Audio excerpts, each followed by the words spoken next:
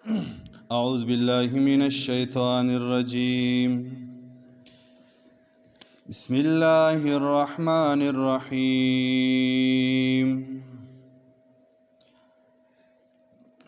ويوم يحشرهم جميعا يا معشر الجن قد استكثرتم من الإنس وقال أولياؤهم من الإنس ربنا استمتع بعضنا ببعض وبلغنا أجلنا الذي أجلت لنا قال النار مثواكم خالدين فيها إلا ما شاء الله إن ربك حكيم عليم. 128 نمبر آیات ته د سورۃ انعام. مخکې ذکر کو په تکبر باندې کوم کسان په بندګانو د الله کې ځان غټ حسابي، الله تبارک وتعالی په دنیا کې دیو ته صغار داسې ورکوټواله ورنصیب کی چې د هر چا په نظر کې به دیو ذلیل ښکاری. د دې ځین ذکر کوي تخویف اخروی، د آخرت ير او زورن ور کوي. د قیامت په ورځ به الله تبارک وتعالی پیریان او انسانان راجمع کی. نو الله به پیریانو ته وی تاسو د انسانانو نه ډیر خلق جمع کړو په گمراه کولو سره.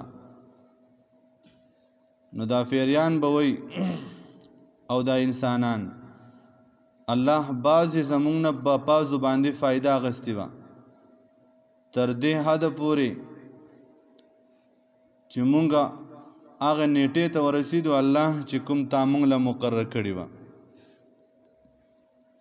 الله تبارک وتعالى و ته فرمایي وستا سوزه اور دے او دې اور کې به همیشه پراته. وما خلقت الجن والانس الا ليعبدون. دا خبره ښکاره ده چې الله د خپل عبادت د فاره فریان او انسانان پیدا کړی دي. د دې سره به حساب او کتاب کیږي. حشر دا هغه ورځ ته وایي چې الله با تمام مخلوقات راجمع کی او حساب او کتاب به صرف د پیری او د انسان سره کیږي. ځکه په مخ د ځمکه باندې سرکش قوم هغه جنات دي. نو جنات ته الله فرمایي تاسو ډیر انسانان راجمع کړي دي او شیطان دا د فیریانو د جنس نه دی. کان من الجن ففسق عن امر ربي. فیره شیطان د فیری د جنس نه دی. نو سرکشا فیریان چې کوم دي هغه شیطانان دي او پدې کې نیک فیریان چې کوم دي هغه د الله په حکم باندې د مسلمانانو مدد هم کوي. د دې وجنه د قیامت په ورځ باندې به الله پیریانو ته تاسو څومره گمراه کړی دي. نو دی به الله مون خود بازو د بازو نه فائدہ غستی ونه. انسان د فیرین څنګه فائدہ اخلي؟ تفسیر قرطبی ذکر کړی دی چې د فیرین انسان ته دغه فائدہ ملاویږي چې په سحر او په جادو کې ورلا داسې معلومات راوړي چې انسان ته دغه پته نه او انسان د فیری د پر څنګه مدد کوي. که تاسو کوم خلق چې سحر او جادو پخې او د په مختلفو طریقو باندې کالا جادو پخې، دا ټولې طریقې او ته شیطان خې. آثار ملبتار کتاب دی، دا ټولې طریقې باغې کې خولې دي. حتی کې ساحر انسان چې دا د انسان نه د شیطان ته سجدام کوي دارنګې د مړي د قبرونو نام راوباسي او د هغې مړي د غسل فوبو دی بیا په خپله باندې هم لامبي دا مختلفې طریقې دي خو د شیطان کار څه دی چې د دې انسان تابعدار هله کېږي چې د انسان د ایمان نه وباسي او په هغې کتاب کې داسې ناروا ناروا طریقې لیکلي دي چې یو مسلمان هغې ته سوچ کوي نو ګمراه کېږي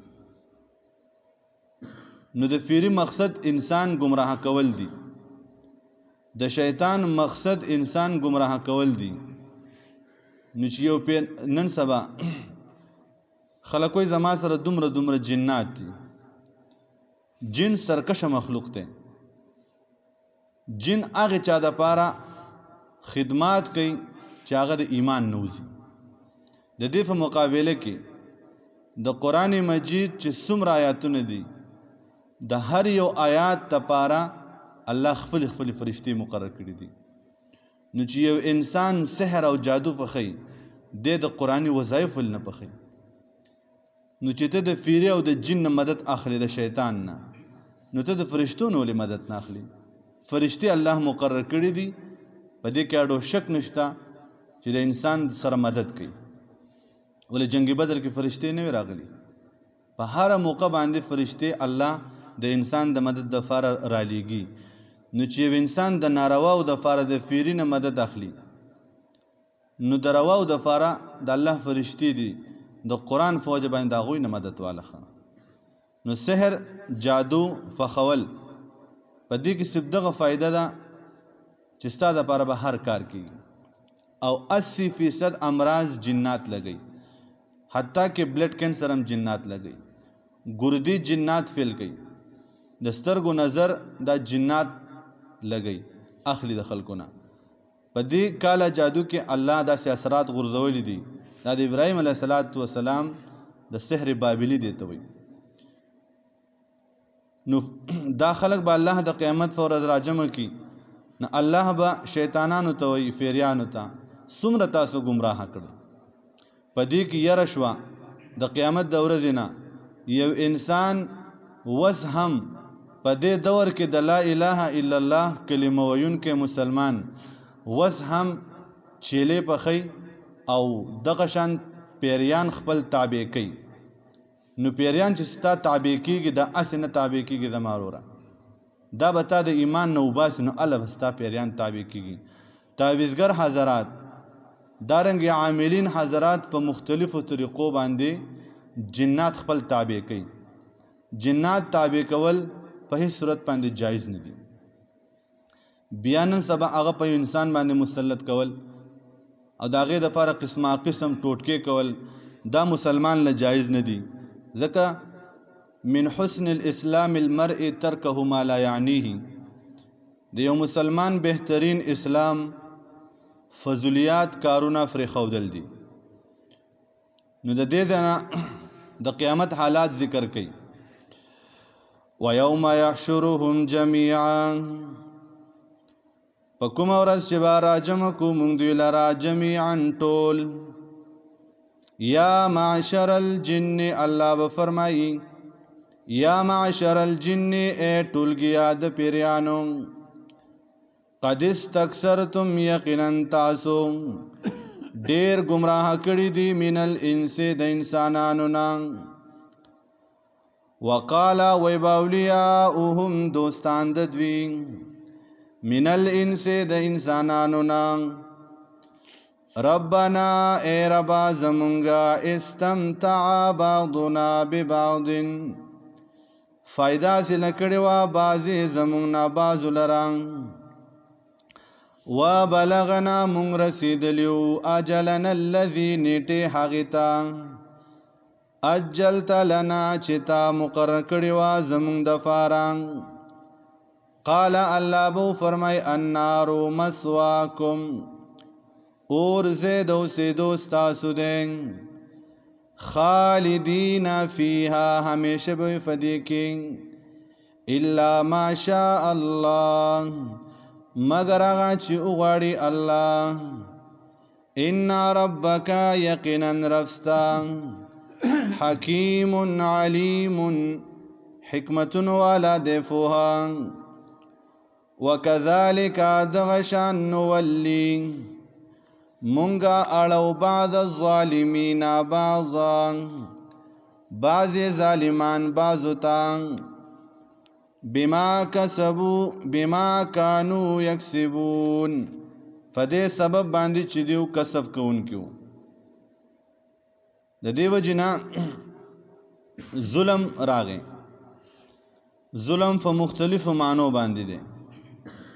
کوم انسان چې په دنیا کې ظالم جوړ شي الله تبارک وتعالى په دنیا کې په د باندې لپاسه بل ظالم مقرری خامخه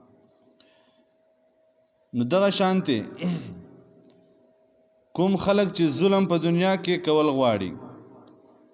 الله تبارک وتعالى دیو ته په دنیا کې د خپل ځان نه غټ ظالم لازم ورپېخي نن سبا که په یو انسان باندې ظلم کیږي نو وای د لپاره د عبرت خبره ده چې د خپل ځان ته فکر وکړي ما په چا ظلم کړی زکه فما باندې د پلان کې ظلم مسلط دی نو ظالم انسان لا خپل ځان له فکر کول فکار دی چې نن زه مظلوم ول جوړ شوم د ټولو نه غټ ظلم په خپل نفس باندې ظلم دی هر انسان ګناونه کوي کنه پتا چې غټ ظالم مسلط دی دسته د ګناهونو وجه ده حدیث کې د الفاظ راغلي دي علما کرام ذکر کوي انسان په خپل ځان باندې ظلم کوي نو حاکم یا افسر په خپل رعیت باندې ظلم شروع کی په خپل ماتحت خلکو باندې ظلم شروع کی بل طرف ته دکاندار حضرات جعلی سيزونه خرڅي ملاوت کوي چې څومره ددنه لاس رسینو پاغستلو خرڅولو کې د خپل گاګ سره ظلم شروع کړل دی وای چې د لاسو شی ما په شل باندې خرڅ کړي دارنګ په دې پيو کې ما اوبو ور واچولې چې په ستنه ست طریقه باندې ما د خپل گاګ سره ظلم شروع کړي دې ته خلک ظلم نه وای بیا پریاد کوي ويره پلان کې سړی په موږ ظلم کوي بادشاہي وخت په موږ باندې ظالم مسلط نو ته خزان ته فکر وکړه کنه ستا چې لاس برکیږي ته څومره ظلم کوي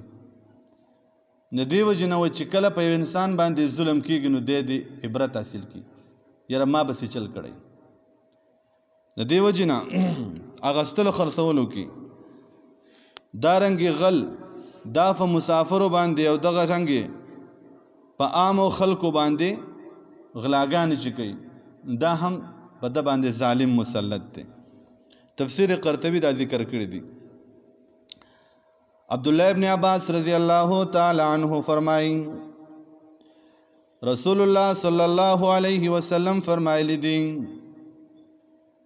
الله چې چاته د خیر اراده فرمای نو خلق پاغوي مسلط کی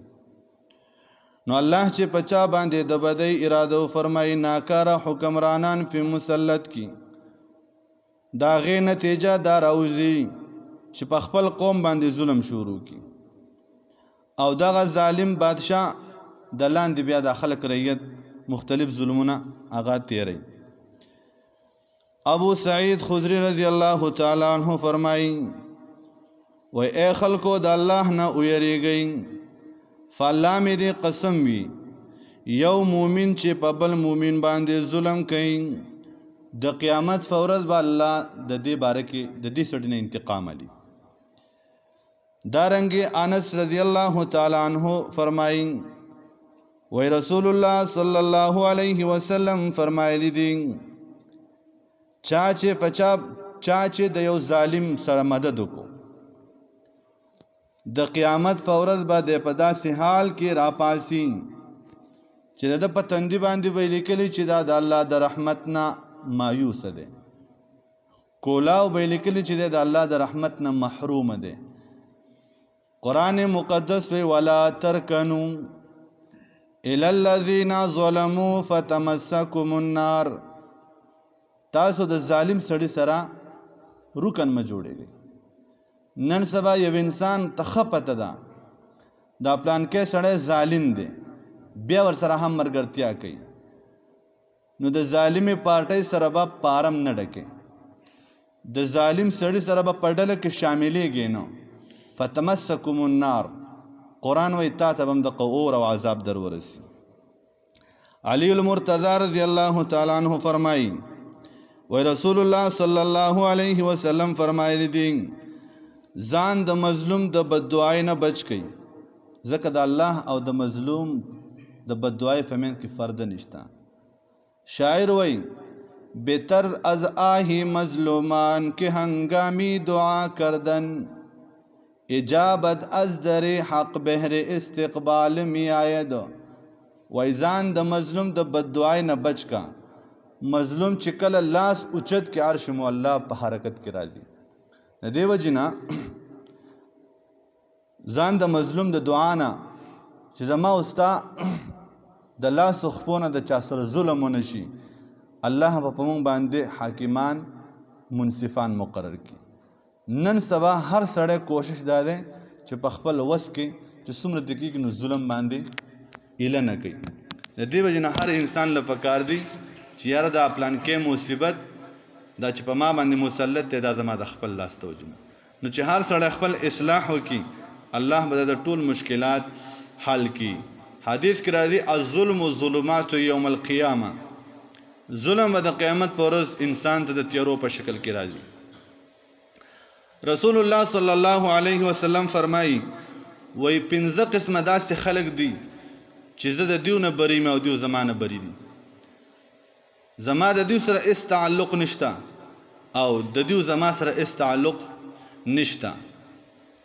سیاتی زمان علی امتی زما په امت باندې به داسې وخت راشي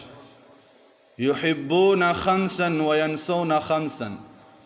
دیو به د پنځو شیزونو سره مینه کوي نو پنځه شیزونه به ير کی نمبر 1 یحبون الدنیا وینسون عقبا د دنیا مینه به اختیار کینو د آخرت مینه به تیرش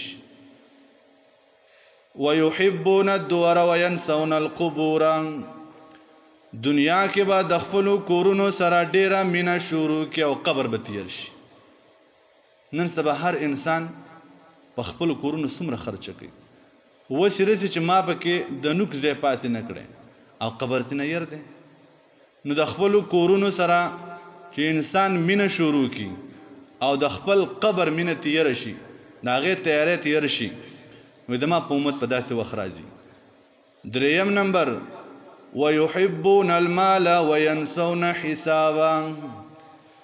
کلا چې زما امت د مال سره مینه شروع کی نو حساب او کتاب به نه يرشي